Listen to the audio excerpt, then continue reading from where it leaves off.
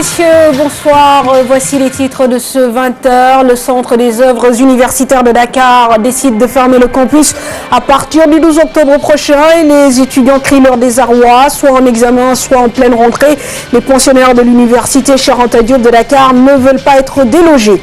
Une usine de fabrication de matelas partie en fumée au kilomètre 15 sur la route de Rufisque. D'importants dégâts matériels ont été enregistrés alors que jusqu'ici, les causes de l'incendie restent inconnues.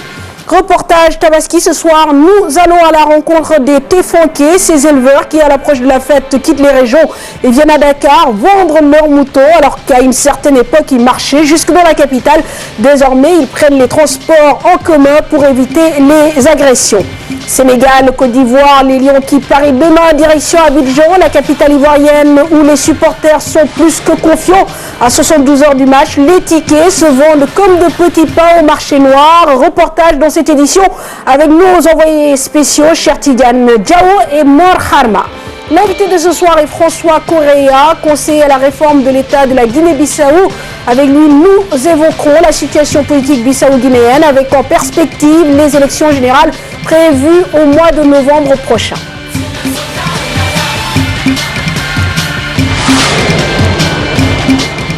Merci de votre fidélité. Bienvenue à tous. Des logements, des étudiants du campus de l'université Cheikh Anta Diop le 12 octobre prochain, soit dans 3 jours. La décision du Centre des œuvres universitaires de Dakar est loin de convenir aux étudiants. Certains d'entre eux viennent juste de démarrer leurs cours, d'autres préparent les examens.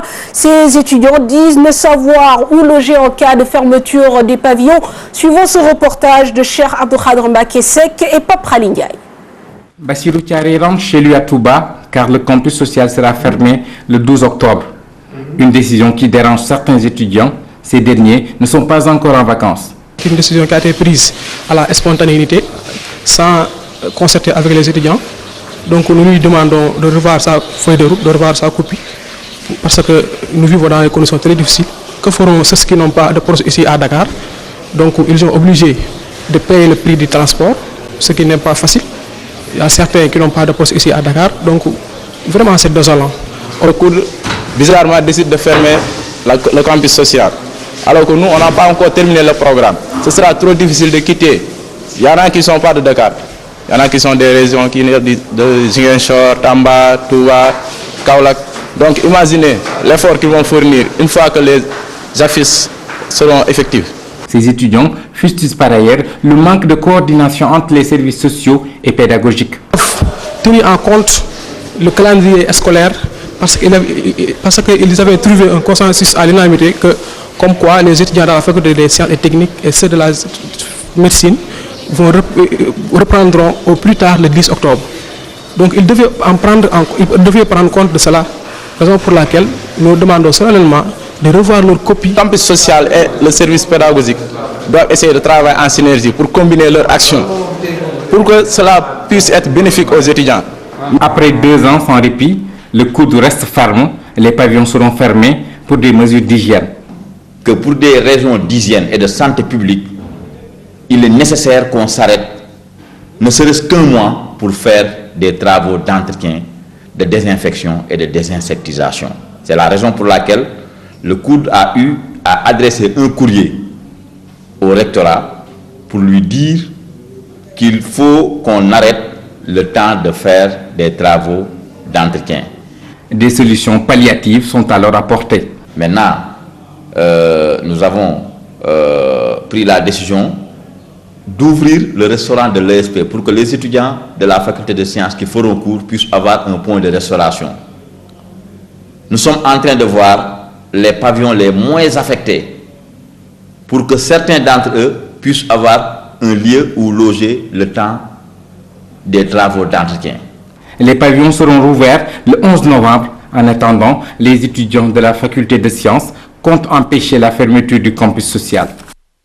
Entrée des classes 2013 à Dakar, le ministre de l'Éducation s'est rendu dans différents établissements de la banlieue. Serigne Mbaye Thiam a profité de l'occasion pour s'enquérir des conditions de travail dans ces établissements, souhaiter une bonne année aux enseignants et élèves. Ces derniers n'ont pas manqué d'exprimer leur doléance. À l'issue de sa tournée, le ministre de l'Éducation nationale s'est d'ailleurs prononcé sur les revendications des syndicats d'enseignants. Le comité en charge du dossier étudie toujours les accords et souhaite que des solutions soient trouvées rapidement pour une année académique apaisée.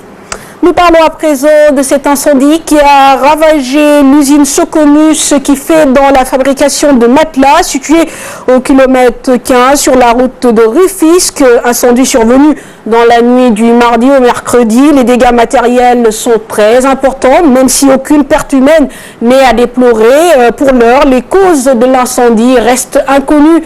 Le point avec Abdelaziz Khan.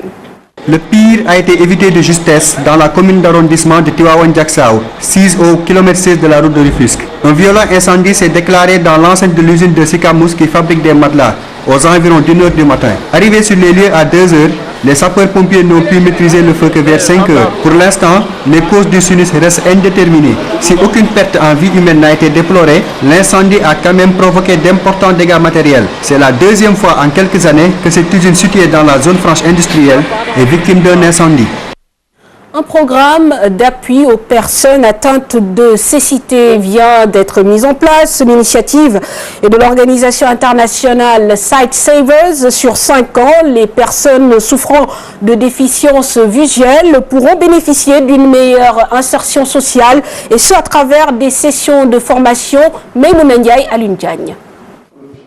Relever les faiblesses de l'éducation inclusive au Sénégal, l'ONG internationale Sight Savers en a fait un défi, d'où son programme d'inclusion sociale de 5 ans. L'éducation inclusive aussi, c'est une chose très importante pour nous parce qu'on a besoin de soutenir le ministre de l'Éducation nationale dans son travail, aussi pour voir comment on va mettre tout ça dans un cadre de développement durable. Donc il y a des santé, on a intervenu plusieurs années, il y a aussi l'éducation, il y a l'inclusion sociale qui nous intéresse beaucoup. Ce programme a pour cible les personnes atteintes de cécité, une couche vulnérable. C'est toujours un gros problème. Il y a des cataractes, il y a des trachome, donc il y a d'autres maladies tropicales. Donc, Sight Savers, on est en train de voir comment on va faire un grand engagement jusqu'à 2020, parce qu'on a une vision globale pour faire un combat dans les situations comme ça. Des discussions qui se feront pour se comprendre mutuellement et obtenir, par exemple, des stratégies, en tout cas d'accompagnement pour le suivi des plans de développement que nous allons élaborer à la fin de ces ateliers-là. Les personnes vivant avec ce handicap saluent cette politique de partenariat. Ce partenariat de 5 ans, à l'issue des 5 années, va nous permettre d'être autonomes et de se développer en termes sur tous les plans au niveau économique, au niveau social. L'association des personnes aveugles compte près de 20 000 membres et couvre 12 associations nationales. Aujourd'hui, avec ce projet, leurs attentes sont multiples. Merci. Les populations de Gandiol en colère contre l'actuel régime situé entre les régions de Saint-Louis et Louga. Cette localité manque de tout, d'infrastructures routières, peu ou pas d'électricité. Les habitants de Gandiol ont marché pour exprimer leur colère et ils rappellent à l'actuel président les promesses tenues durant la campagne électorale. Parmi celles-ci, le désenclavement de la zone Tchernofal. À cheval entre la communauté rurale de Ndiébène dans la région de Saint-Louis et celle de Léona dans la région de Louga, le Gandiol regroupe plus de 60 villages. Cette zone située dans les Niayes du Sénégal regorge d'énormes potentialités économiques. Que Gandiol reste le bastion de la culture d'oignon ici au Sénégal. De la même manière, nous contribuons beaucoup à l'économie nationale grâce à notre tourisme, à la pêche, grâce à l'élevage. Grâce aux eaux du fleuve Sénégal qui arrosent les terres du Gandiol, les populations produisent beaucoup de légumes. Mais après chaque récolte, ces maraîchers rencontrent d'énormes difficultés pour desservir leurs produits à cause d'un manque de route. Pour transporter nos récoltes, on est obligé d'emprunter cette route, mais son état laisse à désirer. Face à cette situation difficile, les populations des villages du Gandiol se sont donné rendez-vous à Ndjeben Gandiol pour rappeler au président Macky Sall ses promesses électorales. C'est juste un rappel que nous allons lui faire de prendre en charge nos préoccupations et d'inclure également dans les projets d'État qui sont en cours la route de Tessiner jusqu'à Potou. En dehors du désenclavement de la zone, les villageois réclament également l'électrification de tous les villages qui se situent sur la route. Vous savez que le gouvernement avait déjà entamé ce projet en faisant électrifier certains villages de la zone, mais ce n'est pas assez.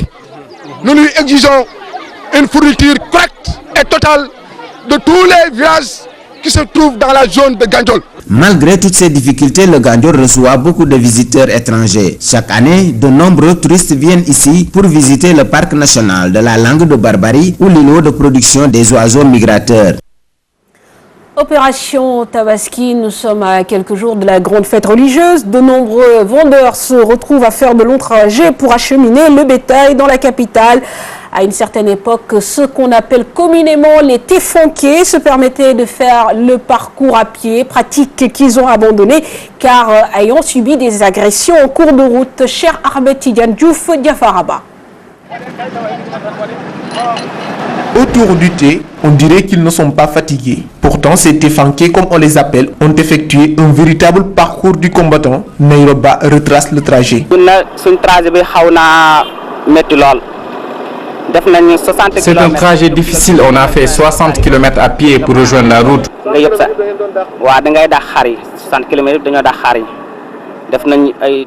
Avoir une voiture acheminer nos moutons vers Dakar, on a fait 3 jours de route. Ils marchaient de leur village à Dakar, mais cette pratique est révolue à cause de l'insécurité.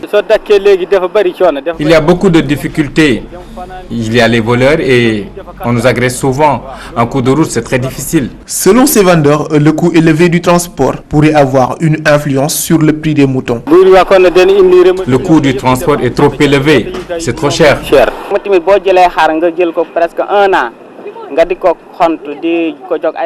Avec tout le trajet et les frais, normalement le prix du mouton sera cher.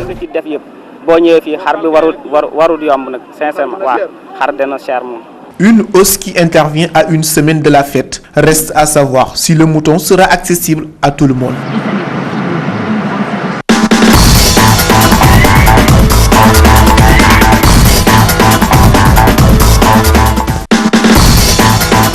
L'actualité sportive que nous démarrons bien sûr avec cette actualité concernant Côte d'Ivoire-Sénégal. Les Lions du Sénégal qui se sont de nouveau entraînés aujourd'hui à Paris avec 2 séances au programme. Pape Ndiaye Souaré qui souffrait de douleurs aux adducteurs le week-end dernier a retrouvé le chemin des entraînements. Et à présent nous allons écouter Papis Demba Cissé de retour en sélection après donc une suspension.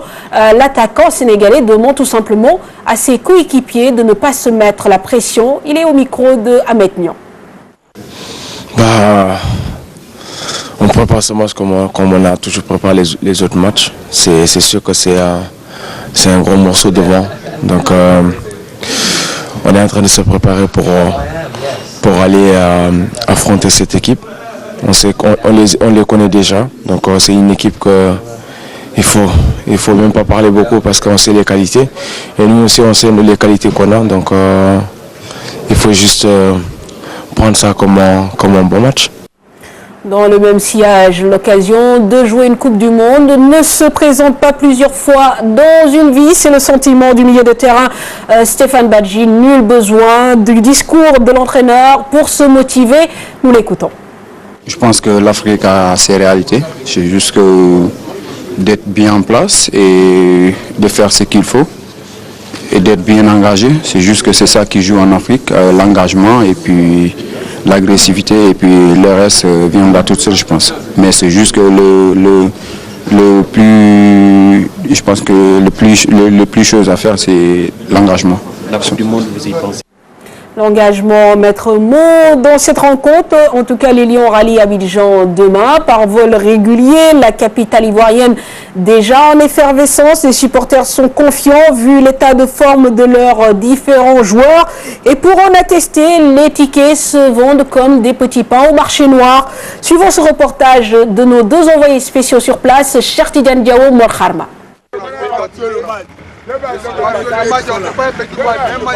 À 72 heures du choc Côte d'Ivoire-Sénégal, la ferveur gagne Abidjan. Les adeptes du marché noir commencent déjà à fructifier leur commerce pour un match qui va se jouer à guichet fermé. Les inconditionnels des éléphants, eux, affichent une confiance sans limite. La Côte d'Ivoire va écraser le Sénégal 3-0. On va chicoter les Sénégalais normalement. Le match en face, qu'on appelle la Côte d'Ivoire face à la Sénégal, je suis sûr certain qu'on mènera 3-0. Non seulement Didier Drogba, il va marquer 3 buts. Il est très en forme. Par Galatasaray, chaque fois on regarde son match, il a le talent. Mes joueurs actuellement ils sont en forme. Tous mes joueurs sont en forme. Didier Drogba, tous sont en forme. Donc actuellement, il y a confiance à mon équipe. Didier Drogba. Le Sénégal a perdu déjà. Le fait de laisser Demba, on inquiétait beaucoup pour lui. Déjà, nous on a déjà toutes nos victoires. Rien, 3-1. Toi, tu es heureux de l'absence de Demba, exactement. Rien. Bon, donc c'est ça. Hein. Si au moins c'était le staff de Diouf, on pourrait s'inquiéter, mais actuellement. Les 4 buts qu'on n'a pas marqué, les 2 autres buts qu'on n'a pas marqué au Sénégal, on va marquer ça bien ici. Donc on va compléter ces 2 buts en 4. Nyeri marque 1, et puis Javinho marque 2, ça fait 5. Il faudra donc des lions solides mentalement pour faire face aux éléphants dopés par leur public. Des lions qui vont fouler le sol d'Abidjan ce jeudi à 18 h. Voilà, un homme averti en vaut deux. Les Lions attendus donc de pied ferme à Abidjan. Pape Diouf décoré de la Légion d'honneur ce mercredi à l'Élysée. L'ancien président de l'Olympique de Marseille a reçu sa distinction des mains du président français François Hollande. Il est élevé, Pape Diouf, au grade de chevalier pour mérite éminent acquis au service de la nation. Et puis retour à Dakar et à Dakar-Sacré-Cœur dont l'équipe de Ligue 2 a débuté les entraînements pour la saison 2013-2014 voilà près de 2 mois. L'objectif est de bien entamer le championnat avec un effectif composé à majorité de juniors. Nous écoutons à ce propos l'entraîneur Bruno Ferry interrogé par Cher Sadibou Diarra et Mohamed Dian. On a déjà entamé la saison depuis le 5 août. On avait décidé de s'y mettre de bonne heure parce que on avait vu la saison dernière qu'on est arrivé à être bien dans le jeu sur le tard. Et on ne voulait pas renouveler cette erreur-là. Et puis parce qu'on a un championnat extrêmement difficile qui nous attend. Donc on a estimé, parce qu'on en avait la possibilité aussi, que de reprendre de bonne heure, c'était pour nous un avantage. C'est ce qu'on a fait. On a pratiquement terminé notre recrutement aussi. Et donc là, les garçons travaillent bien. Et on essaie de se préparer au mieux pour la reprise du championnat. On a recruté, mais il se trouve que l'effectif sera composé de la moitié de joueurs de moins de 19 ans, de ce qu'on appelle ici les juniors. Ce seront des joueurs qui sont dans l'effectif professionnel parce qu'on a une vocation aussi de formation à Dakar-Sacré-Cœur et on entend la respecter. L'objectif, c'est de faire une bonne saison, de permettre à nos jeunes d'acquérir de l'expérience, d'acquérir du temps de jeu. Et je pense qu'aujourd'hui, on va se fixer les objectifs au fur et à mesure. Je pense qu'on va voir déjà quelle est l'entame du championnat et à partir de là, on pourra définir nos objectifs. Et puis, dans une quarantaine de minutes, se joue la finale des phases nationales de l'ONCAV, édition 2013, au stade de Lat-Dior de Thiès. Et l'oppose donc ce soir Grand Thiès à Aben de Ziguinchor.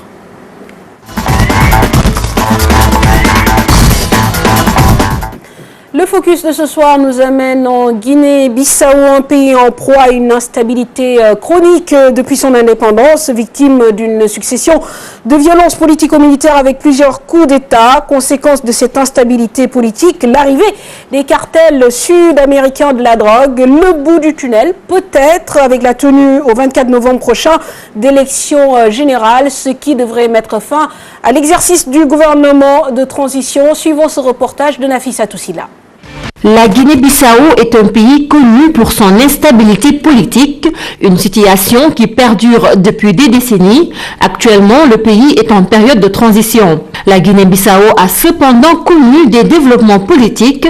Déjà en 1994, les premières élections présidentielles et législatives multipartites sont organisées. Une guerre civile intervient dans le pays entre 1998 et 1999. Par la suite, le leader de l'opposition, Koumba Yala du PNR, est élu président. En septembre 2003, il est renversé sans effusion de sang. Enrique Rosa devient alors président par intérim. En 2004, de nouvelles élections sont organisées. Elles sont remportées par le Parti africain pour l'indépendance de la Guinée-Bissau et du Cap-Vert. L'homme d'affaires Carlos Gomez Jr. devient Premier ministre.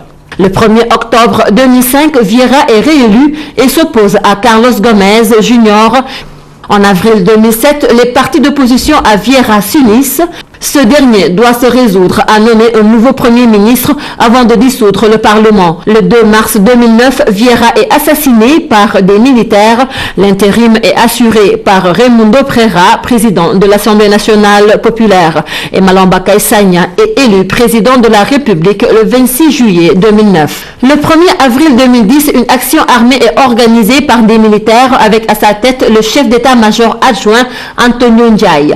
Il arrête ainsi Carlos Gomez Jr., puis il le relâche et se présente comme le nouvel homme fort de l'armée. Le 18 mars 2012, lors du premier tour de l'élection présidentielle, la Commission nationale des élections donne les résultats. Carlos Gomez Jr., Premier ministre jusqu'au 10 février 2012, obtient 48,97% des voix, suivi de l'ancien président Koumba Yala, avec 23,36%. Mais un nouveau putsch interrompt le processus électoral. Aujourd'hui, la République est gérée par des autorités de transition. L'instabilité chronique y a attiré au fil des années les cartels de la drogue sud-américains qui en ont fait une des plaques tournantes du trafic de cocaïne en Afrique de l'Ouest. La date du 24 novembre prochain sera celle des élections générales, présidentielles et législatives, ce qui doit mettre un terme à la transition entamée après le coup d'État d'avril 2012. Notre invité de ce soir est François Correa, ministre conseiller pour la réforme et la modernisation de l'État de Guinée-Bissau. Monsieur Correa, bonsoir. Bonsoir. Alors, première question, comment se porte la transition ? Je pourrais dire que la transition se porte aussi bien que possible, mais avant cela, comme j'ai la possibilité de le faire aujourd'hui, je voudrais adresser mes salutations à l'ensemble du peuple du Sénégal, aux dignitaires sénégalais, et particulièrement à son Excellence M. Macky Sall, président de la République du Sénégal, et à Mme Aminata Touré, Première ministre du Sénégal, et ainsi qu'à l'ensemble de mes compatriotes qui sont nombreux au Sénégal. La Guinée-Bissau entretient des relations diplomatiques, je veux dire, intéressantes avec le Sénégal, puisque vous... Alors, la Guinée-Bissau et le Sénégal sont deux peuples frères et amis. Ce sont deux républiques sœurs et amies. Ce sont deux peuples qui partagent une histoire, deux peuples qui partagent un destin, deux peuples qui partagent une frontière. Et d'une certaine manière, ce sont deux peuples qui doivent construire ensemble le devenir de leur république, parce qu'elles sont d'une certaine manière liées. Les problématiques qui ont cours en Guinée-Bissau sont des problématiques qui sont, comme vous le dites, récurrentes, mais je ne connais pas de pays qui n'ait pas de problème. Il y a d'autres pays qui étaient à un moment donné les champions des coups d'État en Afrique. Ils ont trouvé effectivement par une voie consensuelle, en faisant participer l'ensemble des acteurs politiques de leur pays, ils ont trouvé effectivement une voie de sortie pour faire en sorte que leur pays soit stabilisé. Il n'y a pas de développement sans stabilité, et c'est le défi majeur de la Guinée-Bissau. Alors la stabilité passe certainement par la tenue d'élections. On parle d'élections générales, notamment législatives au mois de novembre prochain. Beaucoup d'observateurs se posent des questions quant à la possibilité à ce que ces élections se fassent. Est-ce que vous avez la même appréhension ?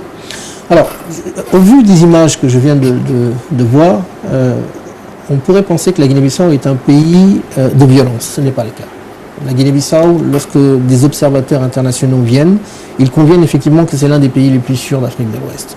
Donc effectivement, il y a eu des crises épidermiques et qui ont été, comme une guerre civile, c'est une... C'est difficile de s'en remettre. Absolument. C'est une guerre civile, c'est une guerre particulière qui met aux prises des frères ennemis avec des atrocités qu'il faut effectivement condamner, mais pour lesquelles il faut convenir effectivement du pardon pour pouvoir voir au-delà. S'agissant effectivement du défi des élections, il y a un préalable absolu. Il faut effectivement que chacun des acteurs soit d'accord sur les méthodes. Et la première question qu'il faut expurger, c'est une question sur le fichier électoral, qui est la base de la confiance. C'est-à-dire, vous avez présenté le précédent Premier ministre comme quelqu'un qui a été effectivement déposé par l'armée, parce que nous sommes arrivés au 11 avril à une situation paroxysmique. Nous avions effectivement de manière patente 3 impasses. Une impasse politique, le temps est court pour pouvoir parler de ça, nonobstant. Nous avions une impasse politique, une impasse de coopération militaire et une impasse électorale. Je vais prendre uniquement l'impasse électorale parce que c'est... Notamment le fichier. Absolument. L'impasse électorale a été caractérisée par le fait que l'ensemble des candidats, hormis un, ont dit qu'ils n'iraient pas au second tour. Et la Constitution est extrêmement claire dans ce cadre. Il ne peut pas y avoir de second tour. Et c'est effectivement ce vide juridique ou ce vide institutionnel qui a peut-être amené l'intervention de l'armée, qu'il ne faut pas souhaiter dans un jeu démocratique, mais qui est un acteur dont il faut... Alors, le délai est très court. Nous sommes au mois d'octobre. Le 24 novembre, c'est très proche. Alors, est-ce qu'aujourd'hui, vous avez l'impression, en tout cas, est-ce que tous les ingrédients sont réunis pour que, justement, des élections puissent se tenir? Oui, alors, comme je le disais, le fondement des élections, c'est la confiance. On le voit actuellement dans un pays frère et ami, en Guinée-Conakry, et j'espère qu'ils vont effectivement trouver une voie consensuelle pour s'entendre. Parce que l'intérêt du peuple, c'est que les acteurs politiques puissent s'entendre. Donc le fondamental dans les élections, c'est effectivement d'avoir un fichier sain. Le fichier sain, c'est part du recensement. Nous n'avons pas fait un recensement en Guinée-Bissau, et c'est la base de tout. Donc il y a peu de chances en fait que les élections se tiennent à date échue. Écoutez, il ne m'appartient pas de le décider parce qu'effectivement ce sont les prérogatives de son Excellence le Président de la République de Guinée-Bissau, de transition de Guinée-Bissau. Mais dans le cadre de la transition est un régime particulier consensuel. Dans le cadre de la transition, je pense qu'il va consulter l'ensemble des partenaires politiques pour effectivement convenir s'il y a lieu ou pas d'ajourner cette date. Très bien. Tout à l'heure, vous parliez de la Guinée-Bissau comme l'un des pays peut-être les plus sûrs, en tout cas quand les observateurs viennent la visiter. Sauf que votre Guinée-Bissau, votre pays, a une image quand même qui est associée, on le dit, au coup d'État récurrent, mais aussi surtout au cartel de drogue, de trafic. Comment vous faites justement pour annihiler ou inverser cette image négative un peu véhiculée à travers le monde? Je pense qu'il faut aller au-delà du fantasme et du choc des images. La problématique de la drogue est une problématique sous-régionale. C'est une problématique même que je dirais mondiale, qui met aux prises des pays producteurs, des pays de transit et des pays de destination.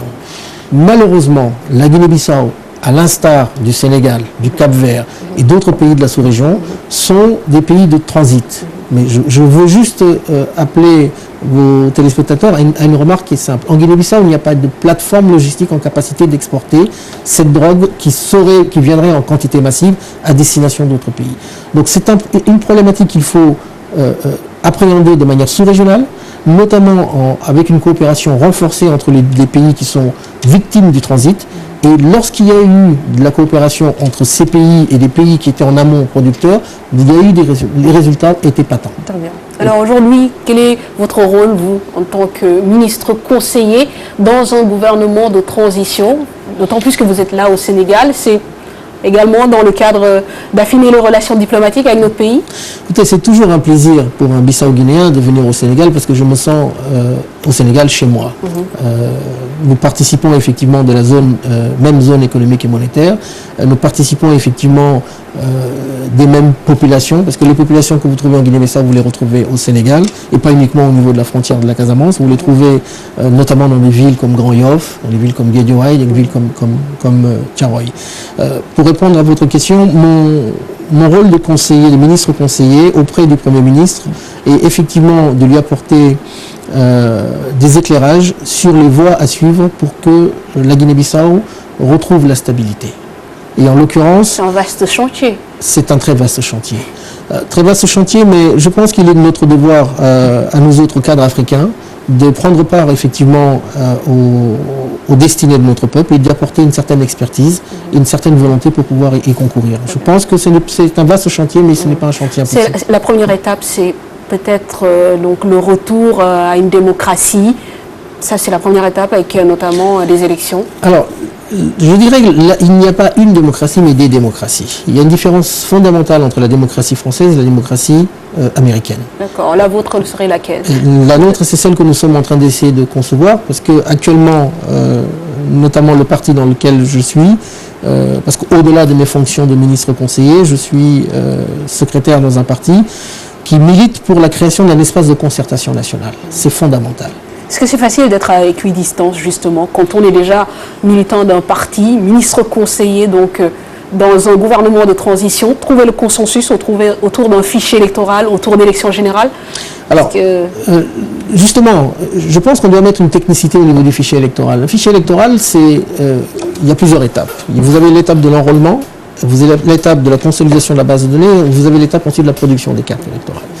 Si ces phases sont des phases qui sont confiées à des structures indépendantes, qui sont effectivement certifiées, personne ne contestera la qualité du fichier électoral. Et c'est l'enjeu. Ça n'empêche pas effectivement d'avoir une vision politique pour son pays et une stratégie pour faire en sorte que son pays sorte de la torpeur dans laquelle il est. Et donc c'est effectivement d'une certaine manière peut-être la diamétrale du fou, mais on a, en tout cas lorsqu'on se prétend à la hauteur d'être un homme d'État, on doit faire effectivement cet équilibre. Très bien.